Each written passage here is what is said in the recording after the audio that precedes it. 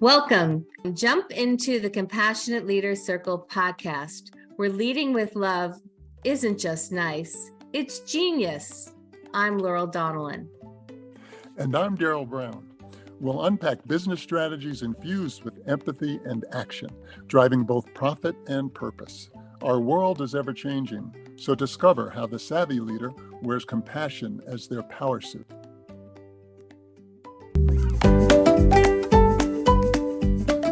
It's my great honor to launch a new series today. We are so fortunate to be associated with all of our CLC award honorees, and I'm going to be interviewing two today, and I'd like to introduce them to you. So our first honoree is Asia Pope. She is the Inaugural Director of DEI at Buckeye Ranch, and she'll tell us more about that in a minute. Asia is in Columbus, Ohio, where the mission at Buckeye Ranch is the behavioral, emotional, and mental well-being of children, youth, and families throughout Central Ohio and beyond. She has consistently demonstrated a steadfast commitment to alleviating the suffering of others and fostering inclusive environments. She makes staff feel safe when sharing challenging experiences and effectively communicates concerns to leadership. And that came from her many folks that put her forward as an honoree. So we're very happy to have you here, Asia. Welcome. And our other guest in this beautiful conversation today is Comfort Dondo, who's the founder of Phumulani. I hope I said that right, Comfort. You'll correct me. African Women Against Violence. And she is based in St. Paul, Minnesota, where 22% of immigrants are from African descent. Her nomination came from her home country of Zimbabwe, and her organization is dedicated to preventing domestic violence and sexual abuse in communities of color by providing culturally specific resources to women and girls. Comfort's compassionate leadership uses her own experience as a survivor to drive her beautiful global vision, and she embodies empathy, kindness, and a genuine concern for others. Both of these beautiful women are in the business of healing, and I'm so honored to have you here today to have this conversation. Welcome. Yeah, so great to be with you. And thank you for the work that you do every day. I'm already crying, so we know it's going to be a good podcast. So I'd like to hear from each of you a little bit about your personal story and what brought you to this work, a little bit about your background. We're going to go to the past before we go to the present. So, Comfort, why don't you start? Tell us a little bit about yourself. Thank you. So yes, so as it's been said, my name is Comfort Dondo. I'm first generation immigrant, immigrated from Zimbabwe at age 18 for college. And my story on how I began this work starts after being a first-time mom and finding that I was in an abusive relationship. I realized that there was no culturally specific shelters, domestic violence shelters for women like myself. And it took me on a path to create a solution for women in my community. I learned that in Minnesota, although 22% of immigrants represented here were of African heritage, there was not services. So that's a little bit about my story. I started Phumulani back in 2018 out of a lived experience to mitigate the gap that was there in my community. Beautiful. Thank you. And Aisha, tell us a little bit about yourself and your story. Wow, there's a lot to it. So I really started in this work because of my daughter, Anaya, who passed away in 2019, the day before I graduated with my master's degree, and still spoke at graduation that next day. She had very complex special needs, so just operating through society with her and how cruel people can be and not understanding or supportive of the special needs community or those special needs parents. They too are superheroes. They deal with a lot day in and day out. And after losing her, I had a couple of years where I grieved in inappropriate ways, a lot of heavy drinking, random trips that I have never done before. And in doing so, I was sexually assaulted, robbed, and put into a psych ward on a trip to New York a couple years ago. So being on the call with Comfort and understanding that that's what her organization does, it now I know why you said it's not an accident that we were together. So for me, it's being that person at the table to really help and, guide leaders to see some of our team members' struggles. I think too often, some of our frontline staff members feel like if you're an executive, you have it all together. When realistically, I've been through the same exact struggles as you have, if not worse. And I am still here standing and smiling. So you can do it too. No, I so appreciate both of you sharing your hearts and your struggles. And I do love that we have a forum here where we can all just let things hang out a little bit. And, I'm not a survivor of sexual abuse. I appreciate that, but I am a survivor of alcoholism. And I'm going to have 33 years of not managing I 33 years sober. And before then I didn't really have tools to manage stress. So I had a lot of fun, but I didn't have the tools to manage stress. And I really didn't have the tools to be a leader. It's very hard to be a leader when you're not centered. So I so appreciate that both of you have been through so much, and here you are leading organizations that do so much. So my first question to each of you is, how do you keep centered now? Like, what's going on now with your leadership and your self-care? I could go first. Right now, I love water. Water is my calming place. So here in Columbus, we have the Hoover Dam. So I like to go out there after a long week or even a really rough day and just sit out there and kind of center my thoughts, kind of just relax my mind a little bit. I feel like in the society we're in today, we're always connected to something or someone. So it's the phone, it's the TV, it's your iPad, whatever it is. And we don't take enough time to kind of just sit and be with ourselves anymore. So I've kind of made that one of my priorities, is to make sure I take time to actually sit with myself, process my feelings, process anything that I need to for work or anything that's like sitting heavy on my shoulders. And then I am able to come back to the table or come back to work refreshed, smiling, and ready to start all over. Lovely. Comfort, how about you? I love that question. Thank you. So for me, I've realized that a lot of the disease, a lot of the disconnectedness, a lot of the addictions, a lot of even the mental health crisis that we have even in this country has had a lot to do with our disconnect, as my sister just put it, the disconnection from self, and the overconnection to everything else. And so how I've been centering myself in order to thrive in this leadership role has been really going back to my African thought processes, my African ways of being. So it includes not just like a one-time meditation in the morning or a chunk of time where I meditate, but it is to live a life that is full of rituals. My day is full of rituals. From the time I wake up in the morning, I perform rituals of how I make my tea, how I take intentional walks to the lake, how I go and dip my feet in the lake, and even in how I work. If you looked at my desk right now, there's a lot of symbols and pieces of my Africanness that I use for ritual. I play our traditional mbira music. In fact, actually, I'm tying on a traditional cloth from my country that is worn by traditional healers. So everything about the way I be has been going back. And why this is important as part of grounding has been, I come from a colony of Britain, and colonization taught us that all that we are was demonic. And so when you are taught that everything that you are, there's something wrong with your hair texture, there's something wrong with your ways of worshiping, you start to self-hate. And subconsciously, you don't realize you're doing that. And so I've been on a beautiful path of healing, and the ways in which I center and teach my kids to center, even my staff to center, is just to going back to connect with self, even if that means waking up and finding a lake or a dam, as Sister Asia does. So those are some of the ways in which I center myself. I love that. I love going back to rituals that work from childhood or our history and reclaiming them too, because I think sometimes we forget things that worked in childhood or worked from our history or worked from our home country.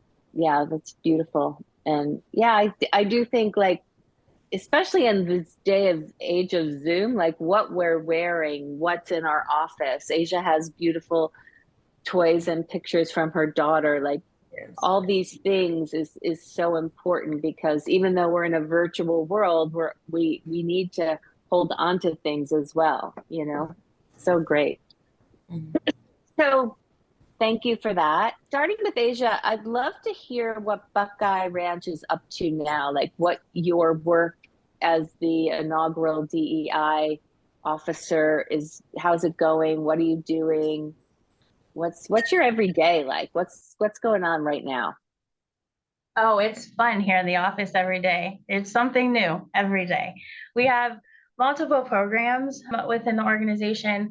So right now, my big focus is our DEI Institute, which will be coming up, as well as a positive note. A positive note is where we have a lot of our donors within the community and even outside of the community that donate for this event. It's a community-wide event. We have some of our children that we have served, and our families come in and tell their stories and how they've grown and developed with our services. And it's such a beautiful night. I've cried every time that I've gone. It's just simply amazing. So all hands are on deck for that planning. And that kicks off in April. That is when our event is.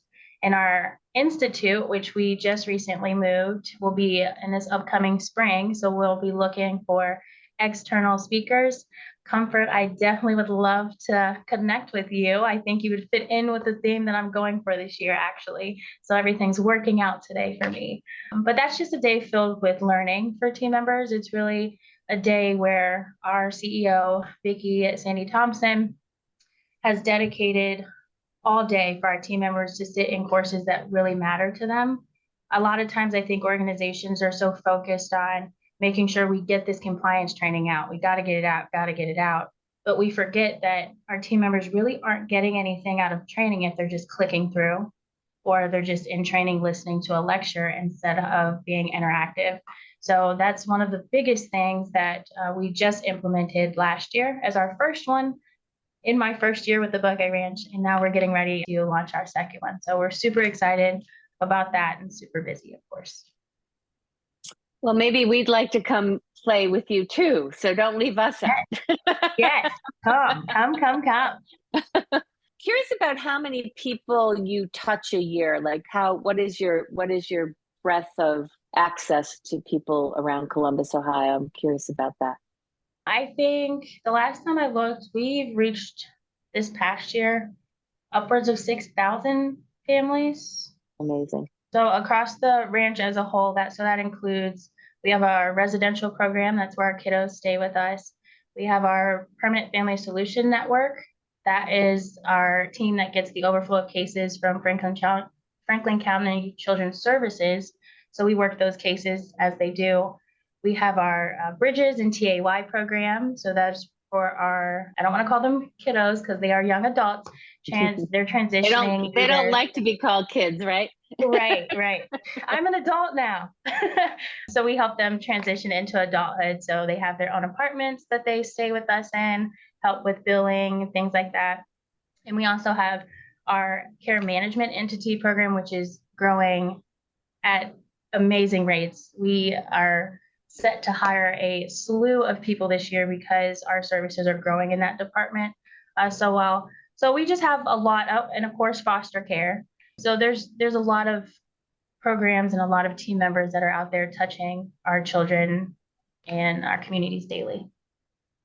One more question about what you're up to. I have so many questions, but we only have a little bit of time, right? So this is just the beginning of our conversation.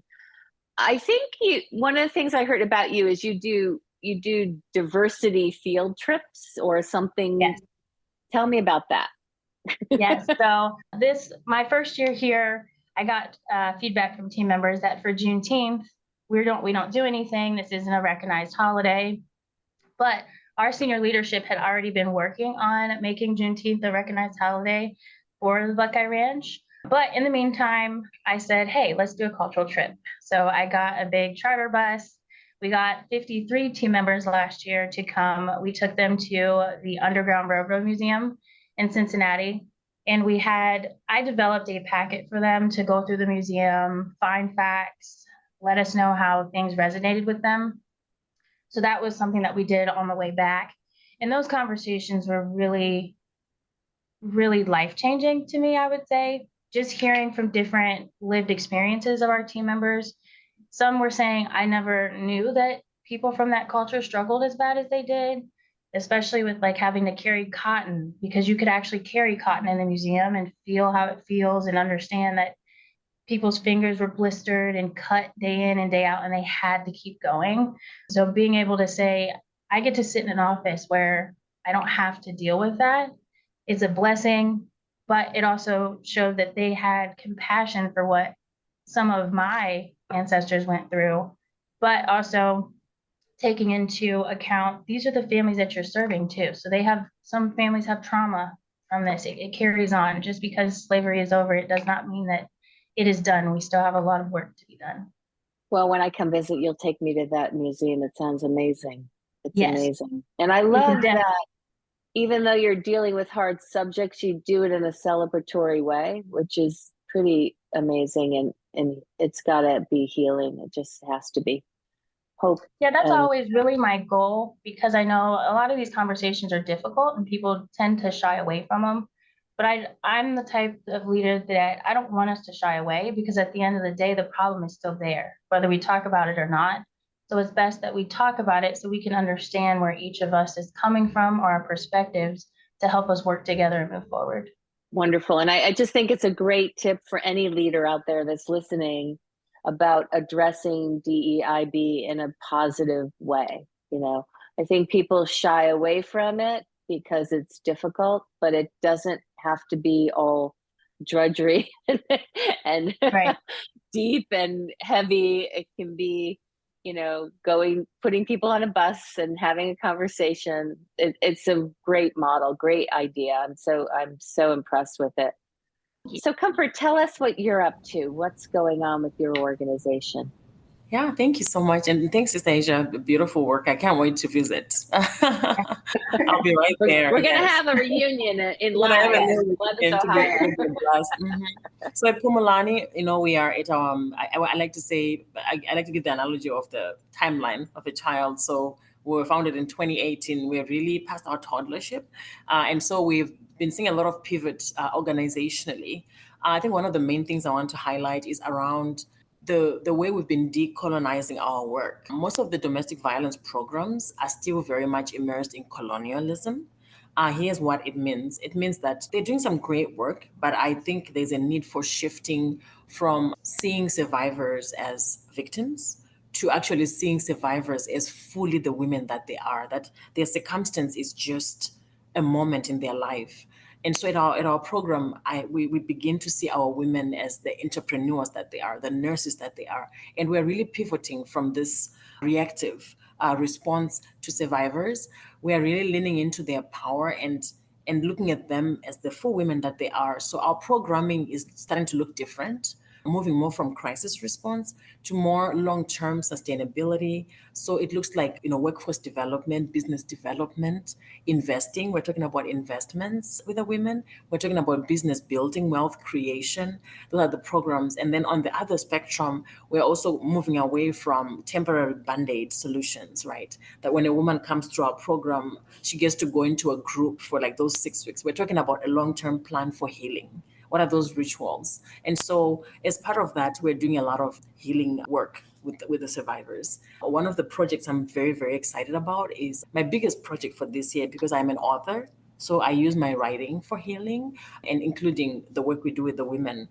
I'm going to be co-facilitating and co-creating a workbook with one of our healers here at Phumulani. Her name is Stacey Constante. She's a nutritionist, but she's also an indigenous healer.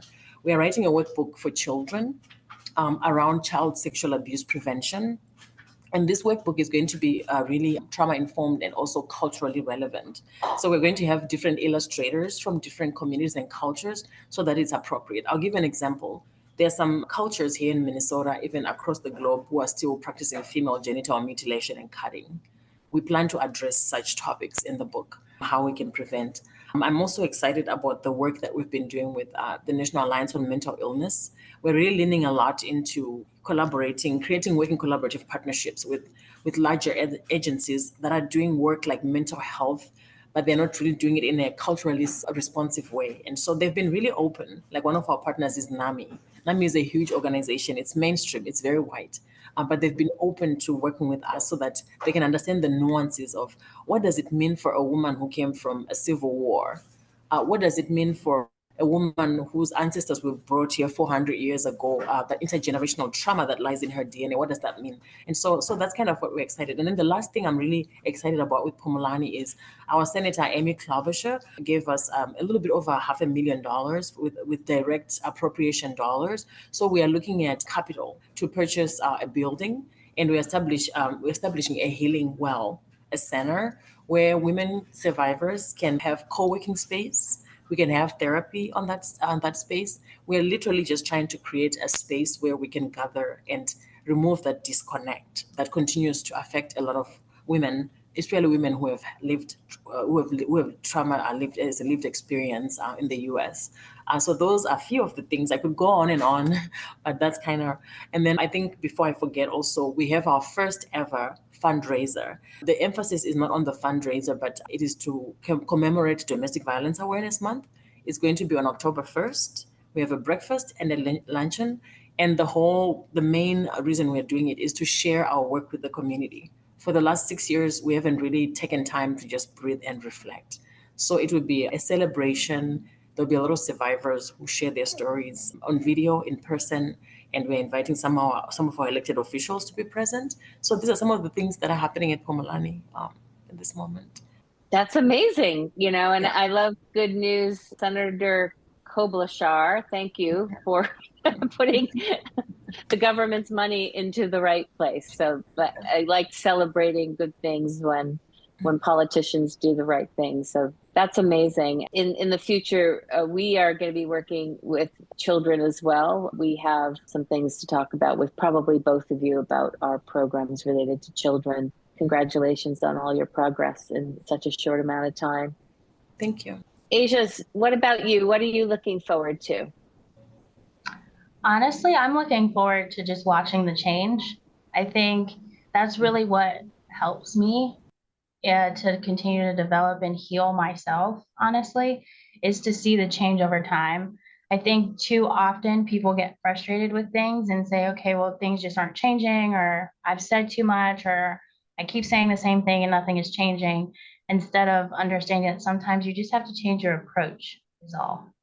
It's your approach. Sometimes just the words you're using or how you're approaching a situation just may not be right. So being able to really build out the DEI program for the Buckeye Ranch is going to be huge for me. I see myself being here for the next 5, 8 years, possibly, God willing, of course.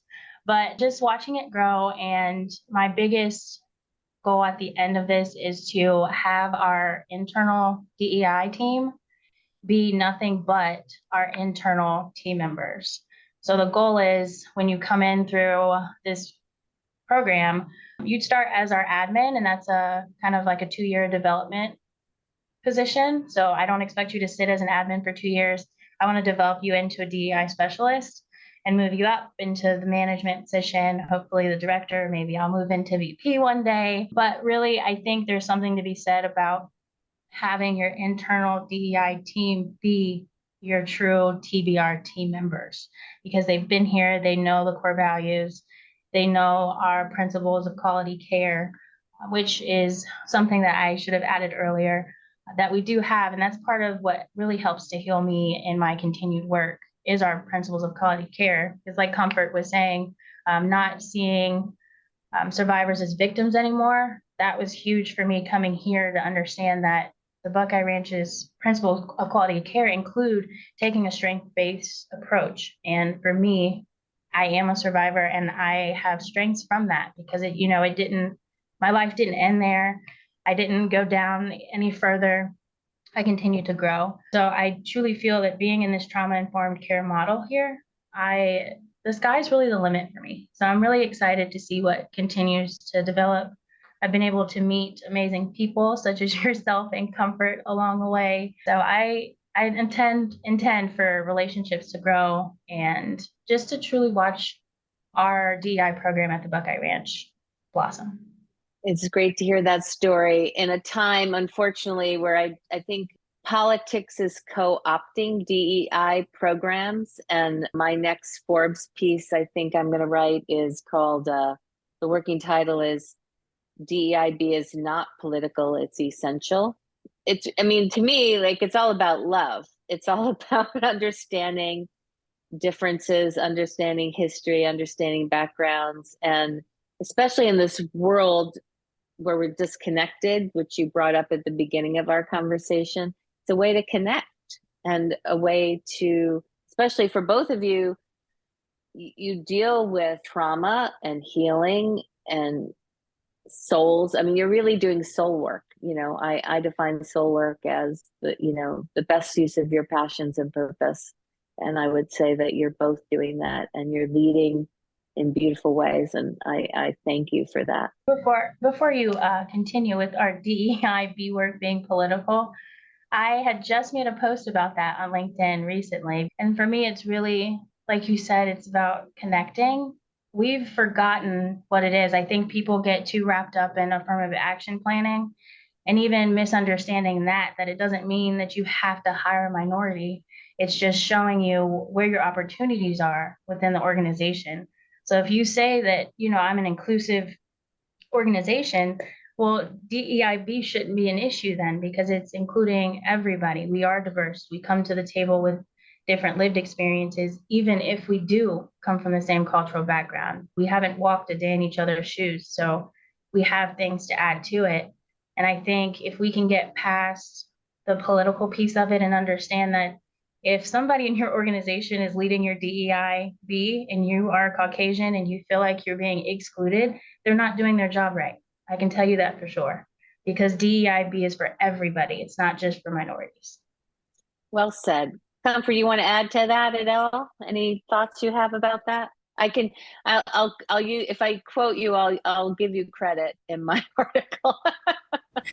Yeah, I mean, there's nothing more to add. I think you beautifully said it. I was, as you were sharing, Sister Asia, I was thinking about this concept of cultural humility. So there's cultural competency. And for me, I've kind of been leaning more away from cultural competency, but actually cultural humility. And for me, what that is I make sure that I am as competent as I can be in one's culture, but I can never be. That's an impossibility. But to have cultural humility then is to be able to say, I may understand some nuances about you, Sister Asia. I may understand some nuances about you, Laurel, but I may not fully understand. I can never walk in your shoes, but I will be humble about it to actually say, I'll come to the table without assumption so you can show me how your culture. And so I think I just wanted to point that out, that at Phumulani, we do talk a lot about cultural humility, because like Africa is 54 countries and sub-tribal and sub-religions and language. And so to assume that because I am African, I understand the continent is but a fallacy. So humility is the way to go. I think that's my addition to the DEI topic. It's a beautiful addition. I think we could write a book with both of your insights. So I'll start with an article. We'll go from there. We'll circle back. I love that. I love both of what you both said. And the great thing for me is I get to learn from the people I get to interview. I'm just very humbled by that and appreciate you both. So if everything goes super well in your organizations, what is your long-term vision? When let's just play a game, like 10 years from now, when you look back, what would you like to see at your organization? The goal for us is to uplift each other. The goal for us 10 years from now would be the movement of Phumulani from being just a service provider, direct service provider, but to actually move to more a consultancy. And what does that look like? There's a lot of work that needs to be done. And right now we are the only culturally specific program offering services to African-born African diaspora. Our hope is that we can train and build capacity for more African women who are desiring to do this work. In fact, we are actually starting to support a few organizations that are starting to do this work so that they can go into their cultural spaces and do this work effectively. That is one. I want to mention, not to make this political, but our Lieutenant Governor, Peggy Flanagan, is going to be the first Indigenous woman governor in the US. And I'm very excited about that because Governor Walt's office and her have been very supportive of our work. So I think to look at the few years from now, we're also hoping that we're going to be able to impact a lot of policy, because that is where the sweet spot is, when we can impact policy. I hope our work transcends beyond just direct service, that we're able to have more impact around policy change, not just in Minnesota, but also in Washington, D.C. That's kind of where we're seeing our future going. That's very exciting. I didn't know that about the future governor. That's very exciting. Asia, how about you? What do you see in your crystal ball? For me, it's two-sided. On our team member side, I would really love for our culture to get to a point where we are very comfortable having those difficult conversations, and our team members, and I mean all of them, regardless of their position, feel like they truly belong in the organization. And even with the stressful work that we have to do and the stressful workload that they have, that they can honestly say that my organization supports me 100%. But in the same token, though, of course, we know we can be too empathetic as leaders sometimes, and that blurs lines. So now that I am connected to the Compassionate Leader Circle, I plan on doing a lot of work in connecting compassion to justice, where that meets. And hopefully the Buckeye Ranch can be leaders in that, because I do think that there's something to be said about being too empathetic. We can understand where team members are, but you can still stay within compliance and federal guidelines, of course. But for some people, that can be very hard to do, right? If you feel horrible, you don't want to take somebody's, livelihood because you may have to term them for something. So it's like, oh, well, let me give you one more chance. Well, sometimes that one more chance can be a risk issue for your agency. So figuring out what that line is for leaders. And for our families, really having our DEI department be more involved externally. So doing events for our community, having trainings offered to our families that we serve. That's a very, very big goal. I know it's that you said 10 years, right? So I have some time. You have plenty of time. You're plenty of time. But yeah, that's definitely one of my major goals, is to offer some free training to our families in the DEI space. So that's EEO training, DEI specific, dealing with the children, but also helping them in their work atmospheres as well. Beautiful. And you also teed me up for one of my favorite topics. Is when we work with folks, we talk about sympathy, empathy, and compassion. Sympathy could be more about thoughts, like you may have sympathy for someone that you see on television, but you don't know, and you feel, empathy is about sharing feelings, which has its place, but it can actually create burnout for leaders, and especially healing leaders. If you actually and you guys work with a lot of people that are in trauma, that are healing from things. So too much empathy can actually cause burnout, but compassion is thoughts, feelings, and action, right? So if you can get to the action, you can have those feelings move through your body, and it will actually energize leaders. So yeah, all three of those things are human and important, but I think especially healers tend to overuse empathy, and it creates burnout. So that's my little compassion soapbox for the day. Before we end, I asked you both to think about life lessons and leadership lessons that you could share with our listeners. So let's start with the life lesson. What life lesson would you like to share with our listeners today? Your story, or what you feel like are your mistakes in your life, they don't determine who you really are or just how far you can go in life. It's all about turning it around to think about yourself. Like Comfort said earlier, you're not a victim, you're a survivor. And in this world that we live in, we all know it's very complicated and stressful and sometimes depressing. But if you can get up and continue to do it day in and day out, you are a survivor, which means you are strong enough to continue on. So don't use your story as something that's negative or something to be ashamed of, because it's not. It's what develops us into the great people that we are. It's the foundation for something new. Well Right. said. Thank you. Comfort, your life lesson. So my life lessons are going to come from the 4 books that I've authored. The first book is called Facing the Giants. The life lesson from that has been around eventually, as my sister Asia also said, you must face the giants. You have to confront those uncomfortable, those really hard conversations and name them. If you don't name them, it's hard to face them. Face your giants, no matter how long it takes. The second book is called A Sacred Promise.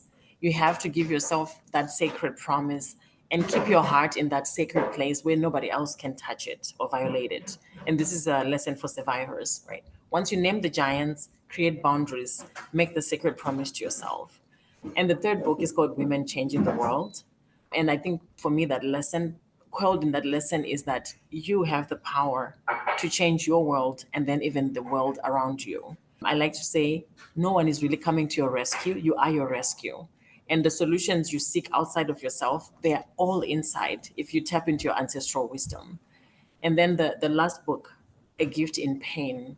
There's always gifts in your pain. There's always lessons in your pain if you sit long enough to find what those gifts are and how you perceive those painful moments and how you churn them for your purpose. It definitely impacts the outcome at the end. The one painful moment should not be the final destiny for you. So multiple lessons, but I wanted to just make it a one big book. So I took a little more time.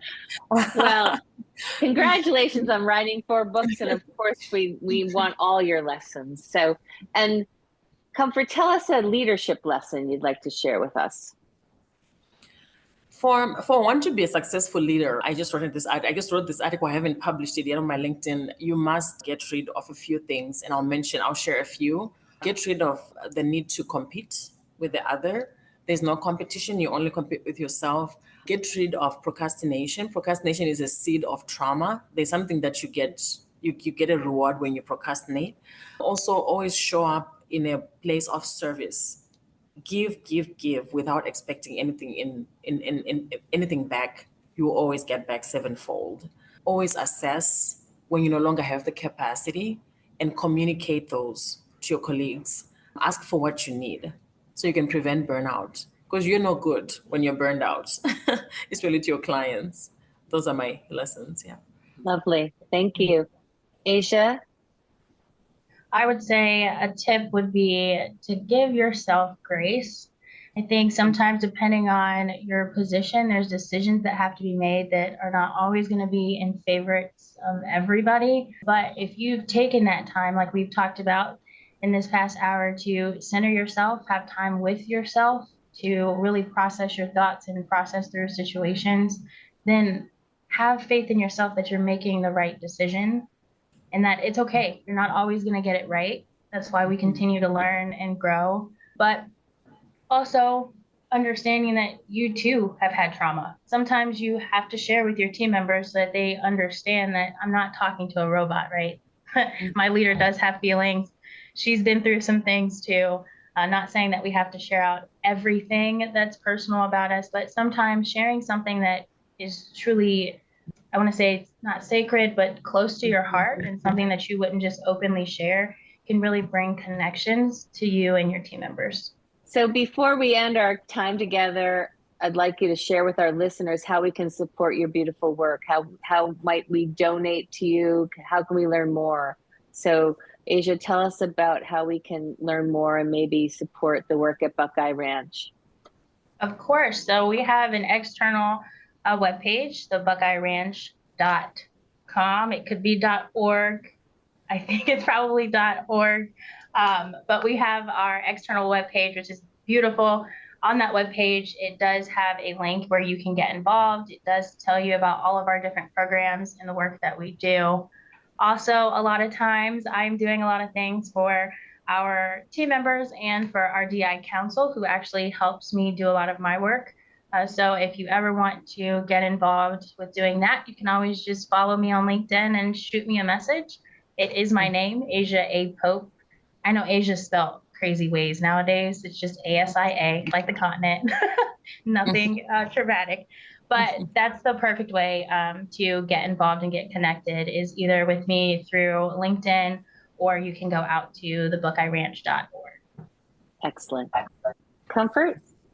Well, for our organization, I'll spell out the name. It is www.Phumulani, and it's PHUMULANI.org. That's our website. There's a donate button there. We're also actively looking for volunteers for our upcoming event in October. We're always looking for volunteers and also for any advisory board members at this moment. We're currently recruiting. So if you go to our website, you will find all that information. And you can learn more about Comfort in Asia at compassionateleadercircle.com. If you click on the CLC Awards, their information, their bios, and links to their beautiful organizations are right there. Thank you, ladies. It was a joy to be with you. I look forward to continuing this conversation, and I hope you have a beautiful day. Thank you. Thank nice you. to meet you, Sister Asia. Yeah, take care. Nice to meet you. Yeah. And that's a heart-wrapped episode of the Compassionate Leader Circle podcast. May your compass always point to kindness. As you navigate the world, let compassion be your North Star. Join us next time as we continue to redefine success one heart-led decision at a time. Lead wisely, lead with heart. You can learn more about us at compassionateleadercircle.com.